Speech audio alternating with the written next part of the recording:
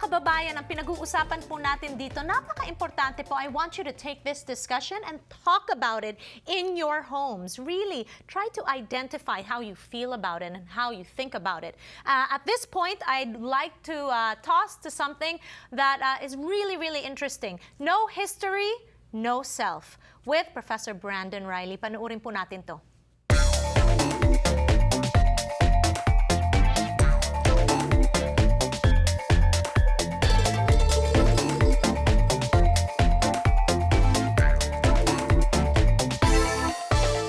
What does it mean for a Filipino to assimilate in America? Though the question might seem straightforward, the answer certainly is not. If one looks up the word assimilation in a dictionary, she will find that the term is linked to others like absorbing, bringing in, making resemble. It is synonymous with acculturation. How do you take Filipino and transform it into American?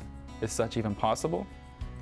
Assimilation, when we conceive of it as Filipinos in the U.S., is a cultural phenomenon. It is a process through which people born in the global Philippines, in the U.S., in the Philippines itself, or elsewhere in the world, come to learn and take as their own American culture, broadly conceived. This process can be deliberate, such as through instruction in the English language, or it can be less conscious, like when we watch American TV shows and movies. These cultural shifts seem like they're innocent ones. Maybe they even seem natural. But in fact, they're highly political. When the U.S. colonized the Philippines in 1898, it began a vast program of remaking the archipelago and its people.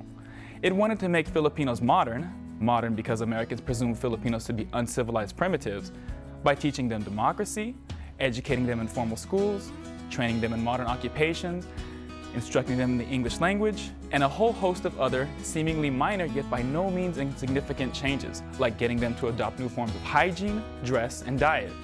What Filipinos in the Philippines were compelled to do at the turn of the 20th century comprised their first encounter with a program of imposed American acculturation, assimilation.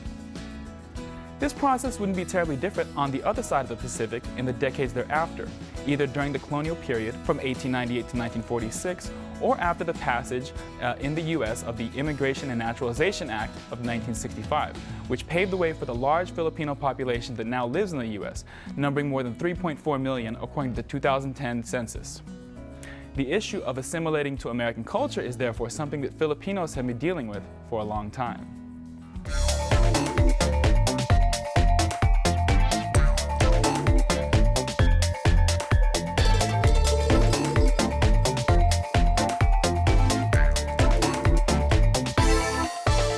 Know History, Know Self. Kaya naman we have this distinguished panel with us who we are inviting back on Kababayan Today. Thank you so much for your time.